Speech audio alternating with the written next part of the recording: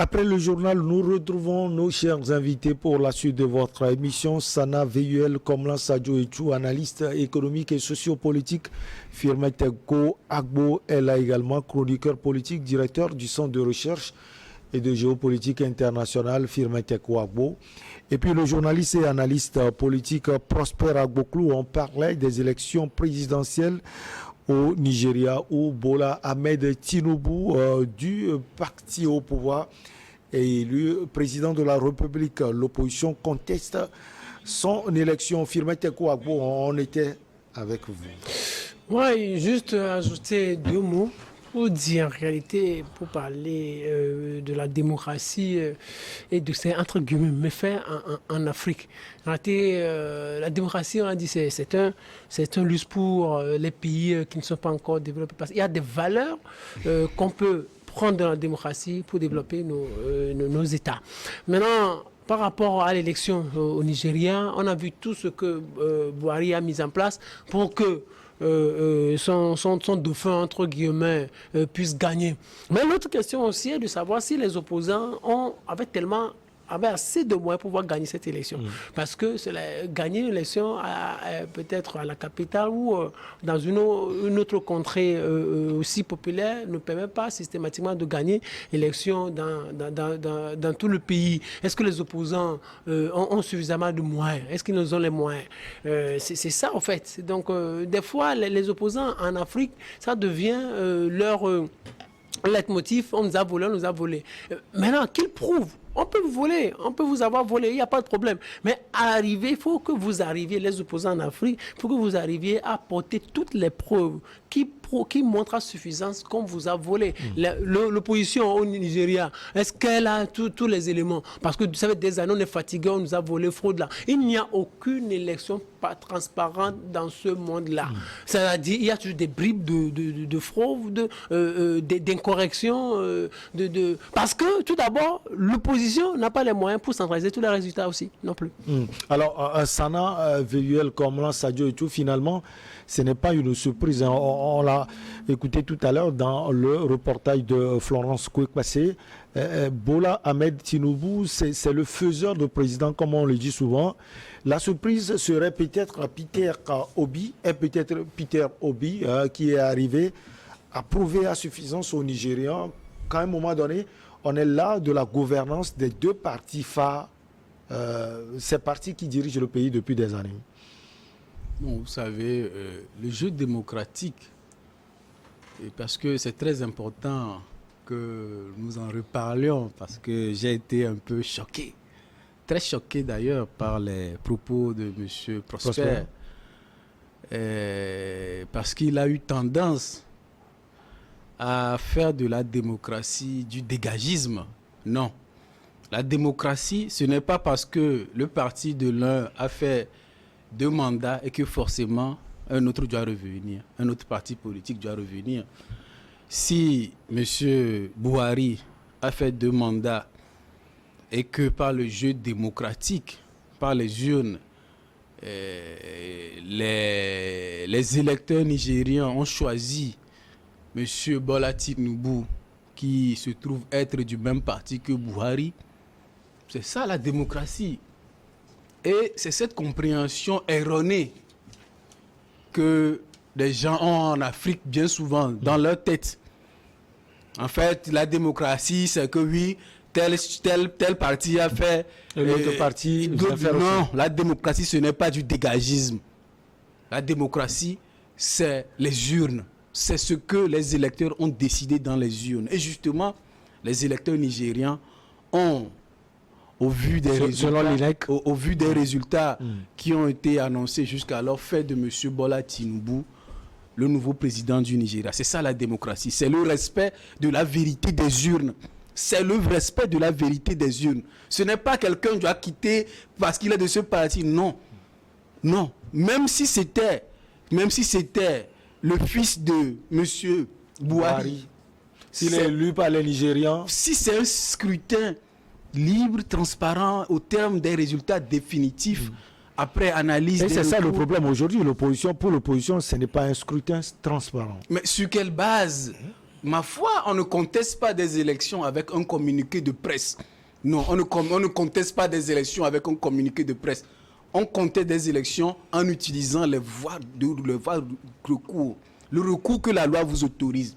Vous avez documenté les cas d'irrégularité, vous avez documenté ce que vous estimez être des fraudes, mais portez-le à l'attention de l'institution électorale pour que les voies de recours, bien soit plus tard à plusieurs niveaux, puissent être analysées. Et encore, moi, ce que j'aimerais aussi ajouter, c'est qu'il est très important que nous comprenions que nous sommes déjà dans ce que nous appelons la démocratie. Certes, moi j'estime que c'est un modèle que nous avons importé de chez les Occidentaux. Et je ne suis pas sûr qu'on ait les moyens de revenir en arrière vers cette monarchie. Alors là, on aurait encore d'autres problèmes. Comment choisir la famille royale?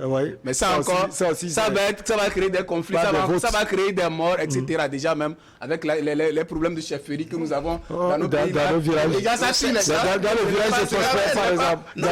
C'est la démocratie dont vous parlez qui a mené tous ces... La chefferie aussi ancrée. Donc là, ce n'est pas ça qui va empêcher la mort. La chefferie n'avait pas de problème. Oui, la chefferie n'avait pas de problème auparavant. La chefferie était je ne dirais pas parfaite, mais je dirais quelque part qu'il y avait quand même il n'y a aucun système parfait. Et je dis, voilà. On aurait pu nous laisser dans notre système erroné. Dans ce système-là, où on n'avait pas, comme on appelle, la quintessence même. Ou bien on aurait pu nous-mêmes rester dedans. Oui, parce que nous laisser là, c'est comme si on est des marionnettes, quoi. Oui, on est des marionnettes. Nous décidons pas nous-mêmes. Non, nous ne décidons pas nous-mêmes. Okay. Donc ce que tu dis là, quelqu'un t'a dit que ça. Moi, je dis, c'est maintenant, nous les panafricanistes. Tu es panafricaniste? Je suis panafricaniste. Je vote pour l'Afrique. C'est grave. Et ce n'est pas, c'est plutôt l'instinct. Parce que regardez ce qui se passe en Europe aujourd'hui avec l'Ukraine. Regarde tout ce que les Blancs font. Les pays occidentaux font. Mais vous êtes panafricaniste. Nous aussi. Parlez-nous du Rwanda, du RDC. L'Ukraine, c'est loin d'être panafricaniste. Je ne suis pas loin de l'être parce que... RDC, Rwanda, on a le même problème. Donc parlons de ça. On a le même problème. Ukraine, Russie, là. Parlons de ce qui est plus proche de nous. En tant que panafricaniste, je veux tout simplement que les aiguilles, plutôt, les gens sont aiguillonnés de loin. Et je dis, la démocratie, des morts, des problèmes partout, parce que l'Afrique est un contingent de richesse.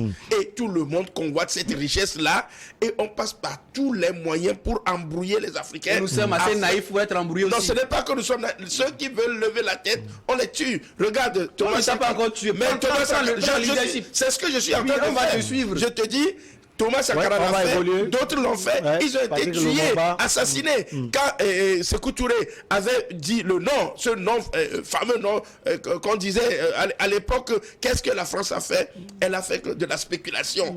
On a fabriqué des francs. Comme l'attentat de Sarah Kaya Dema dit non. On va peut-être... Oui, on a voulu le tuer. Prosper Agboklo, on va peut-être toujours parler de la France. Ben, on commence par le Mali avec ce projet de nouvelle constitution. On reste avec vous dans ce pays.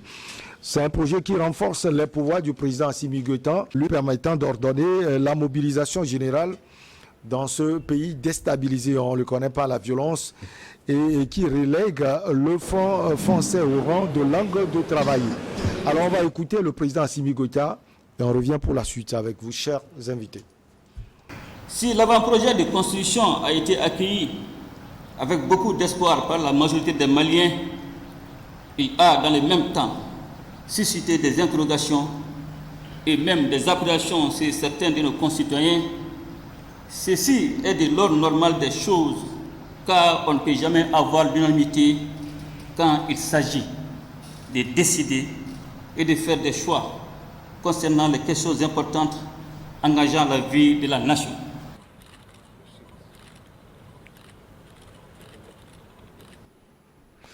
Alors, ce sont des choix qui engagent la vie de la nation. Prosper Agboklo, on vous donne la parole. Ben, je vais le dire, c'est quelqu'un que vous appréciez beaucoup. Comment vous voyez ce projet? Non, je suis très fier de ce monsieur, oui, qui vient, qui, pour une fois en Afrique, il a dit qu'il n'est pas Sankara, qu'il est Assimi Goïta. Et en tant que tel nationaliste, il a été sur le front, il a compris un certain nombre de dispositions prises par les Français vis-à-vis de son pays, le refus d'entrer à Kidal, où il y a des fractions qu'on appelle des rebelles qui sont là, les Touaregs ont eu droit de cité dans une partie donc du Mali, qui veulent faire du fédéralisme. Et ce fédéralisme-là, c'est ça qui a contraint Assimi Goïta à prendre des dispositions. Il a parlé de la refondation du Mali. Je ne vois pas qui, dans sa maison, voudra refaire son mur qu'on va lui imposer de ne pas faire. Et c'est pourquoi il a fait la Constitution. Cette Constitution, la Constitution de 1992 qui a été votée, c'est ça qui a donné libre cours à un certain nombre de pagailles dans le pays. Où tout le monde pouvait venir décider, la France pouvait prendre le Mali comme sa maison, comme son terrain, où on décide de tout. On peut rentrer à Kidal, on peut mettre en place, comment on appelle, des dispositions militaires pour pouvoir contrôler tout ce qui est. Assimi Goïta a dit, ce qui s'est passé en 2020, où il a pris le pouvoir, il a dit, nous allons refaire le Mali, la refondation du Mali. Et le gars est parti, le monsieur est parti de ça, et il a tenu tête à tous ceux qui pensent que ce sont les élections. Regardez, quand les militaires sont arrivés, mais ils avaient déjà fait un coup d'État et ils ont mis en place un pouvoir civil. Ce pouvoir civil-là est rentré en connivence avec la France, avec Macron. Je dirais, le président français, pour être poli envers lui. Et qu'est-ce qui s'est passé? Le Mali est devenu pratiquement, comment on appelle, un territoire où il n'y avait pas le non-droit, il y avait le non-droit plutôt, où l'État n'était même plus présent dans un certain nombre de provinces. Le Nord, catégoriquement, pour les Touaregs. Et ce sont eux qui demandaient le fédéralisme. Et le gars a dit non, on va refaire les choses pour remettre le Mali à bloc et permettre à ce que ce pays-là se développe. Où est son mal? Donc aujourd'hui, il y avait eu en octobre... Il n'y a aucun mal. Pour moi, il n'y a aucun mal. Et je crois que l'ensemble, il y a un certain nombre d'Africains, la majorité des Africains et des Maliens sont d'accord. Tout ce que la France a suscité, où on a demandé aux opposants de s'organiser pour prendre $1 million pour organiser les élections n'ont rien déclaré. Si les Maliens, l'opposition civile, arrive à manifester, est-ce que c'est forcément la France qui est derrière? Oui. Ce sont des Maliens. Oui, ce sont des Maliens. Ouais. Ce sont des Maliens. Est-ce qu'ils sont obligés d'accepter? Et c'est ça qu'ils acceptent. C'est ce qui fait la honte de l'Afrique. C'est-à-dire que les Africains, quand on veut décider de nous-mêmes, la refondation, il a parlé d'un certain nombre de choses. Il a dit que c'est un document final qui vient aujourd'hui accroître la possibilité, les potentialités donc, du Mali pour se développer. Et ça, c'est sa version. Et pour moi, que d'autres Maliens ont aussi d'autres versions. Et pour moi, je crois quand même que il est idéal que les Africains changent de paradigme. Et c'est le changement de paradigme qui arrive ainsi. Donc, si on veut prendre notre destin entre les mains, c'est Assimi Goïta est l'un des exemples. Il est le précurseur, si vous voulez le dire ainsi. Il a assuré que les Maliens s'était exprimé sans aucune entrave sur son élaboration, c'est-à-dire l'élaboration de la nouvelle constitution dans un contexte où un certain nombre de partis et d'acteurs politiques ont remis en cause la teneur et même la nécessité d'une nouvelle constitution, mais où toute contestation organisée est réduite à une expression minimale depuis des mois. Ce sont des propos du président Assimi Goïta. Vous savez... Moi, j'ai juste une petite question en tête et que peut-être Prosper Aboukul pourrait répondre. Assimi Goïta, ça fait déjà plus de 3 ans qu'il est au pouvoir. Non, il est en 2020. En 2020. Août 2020, je crois. 3 ans au pouvoir. Si c'était un mandat de 5 ans, il a déjà fait plus de la moitié. Qu'est-ce qu'il a pu changer? Il n'est pas tranquille. Vous ne l'avez pas tranquillisé? Qu'est-ce qu'il a pu après 3 ans, on lui met les bâtons dans les roues. Après 3 ans de règne, oui. Regardez ce qu'il nous présente. Constitution. Qui renforce ses pouvoirs. Qui renforce que les pouvoirs du président. Oui. Donc c'est ce qu'il a pu faire en 3 ans. Donc en réalité, chacun ne cherche que son intérêt. Mais quand vous lisez la Constitution, vous voyez juste comment les pouvoirs du président sont renforcés. Dorénavant, c'est le président qui détermine la politique de la nation. Le gouvernement le président conduit la politique de la nation. Le gouvernement conduit la politique déterminée par le président. Mais il y a un aspect intéressant aussi. Aux États-Unis, en France, oui, partout ailleurs, c'est comme ça. Il y a un aspect. Mais en France, c'est un régime semi-présidentiel. Il n'a pas... C'est de la farce. Et il ne veut pas d'un régime semi-présidentiel parce qu'il en veut tellement aux Français. Ce grand homme, bien sûr, mais en sa qualité de chef de la junte, moi, j'ai plus d'admiration pour lui. Cet homme, je me dis qu'il a quelque chose de très personnel avec les Français. Psychologiquement, quand vous le suivez, vous vous rendez compte. Je peux te l'expliquer. Oui, qu'il a un problème avec les Français. Non, personnel. Hein. Oui, c'est ce que je dis. Ça n'a rien à voir avec l'État. Non. Ça n'a rien à voir avec l'État. C'est comme quand vous voyez Kadhafi et Sarkozy, il y avait, au-delà de tout, il y avait un problème personnel entre Sarkozy et Kadhafi. Vous voulez dire que ce n'est pas bien d'exposer ce problème personnel? Non, il n'arrive pas à l'exposer. C'est qu'il en veut à la France. Il a un problème personnel. Ça n'a rien à voir avec la politique.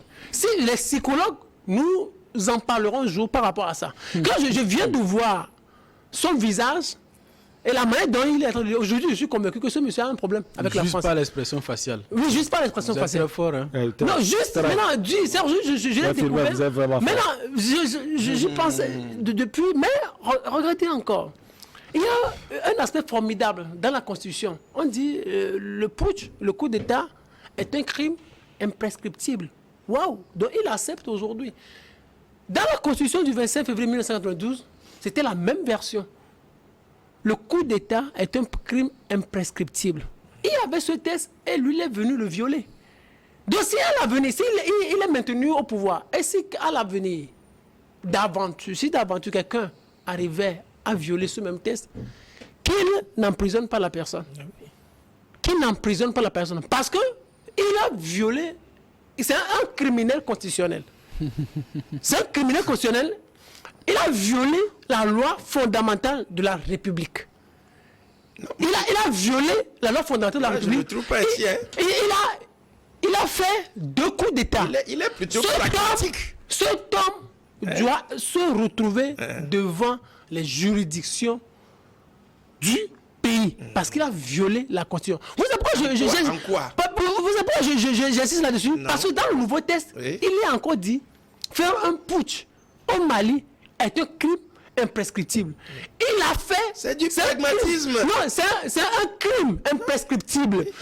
L'autre chose, c'est que vous, au niveau de la charte de la transition et au niveau de la Constitution, vous voyez, et au niveau des tests, tous les tests combinés, c'est-à-dire rédigés sous le magistère, il n'y a rien qui les empêche de se positionner à la prochaine présidentielle, c'est-à-dire celle de l'année prochaine. Ils sont des Maliens. C'est-à-dire, comment quelqu'un qui a violé la Constitution, pas un crime, qui a fait un coup d'État, bon là, c'est un Nigérien, on a vu ce que vous avez dit. Oui, donc comment quelqu'un qui a violé la Constitution, on le laisse au pouvoir, qui fait 2 coups d'État, bien sûr, pour être au pouvoir, et du jour au lendemain, cet homme-là dit, je veux aller aux élections.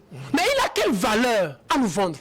On va voir la valeur tout à l'heure, Firmin Tekou Agbo, juste après la pause. Je vais des répliques à la...